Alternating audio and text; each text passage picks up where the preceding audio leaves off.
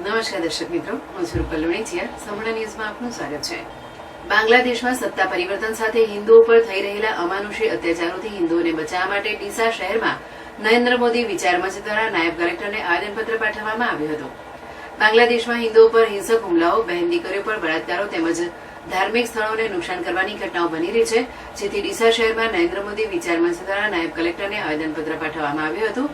આવેદનપત્રમાં જણાવ્યું હતું કે આપણા પાડોશી બાંગ્લાદેશમાં જે હિસાબે કાયદો વ્યવસ્થાનું સરેઆમ ઉલ્લંઘન કરી બહુસંખ્યકો દ્વારા ત્યાં વસવાટ કરતા અલ્પસંખ્યક એવા હિન્દુ સમાજના લોકો પર જે રીતે આયોજનબદ્ધ હુમલાઓ થાય છે, ઘાતકી હત્યાઓ કરવામાં આવે છે, મહિલાઓ સાથે દુષ્કર્મ કરવામાં આવે છે તથા હિન્દુ સમાજના ધર્મસ્થાનોને નુકસાન પહોંચાડાય છે, એવી હિંસક પ્રવૃત્તિને અમે સખત શબ્દોમાં વખોડીએ છીએ અને એવા અસ્થિરતાભર્યા માહોલમાં ભારત સરકાર અસરગ્રસ્ત હિન્દુઓના જાનમાલને વધુ હાનિ ન પહોંચે તેવા પ્રયાસ યુદ્ધના ધોરણે કરવા જોઈએ તેવી અમારી અપેક્ષા છે.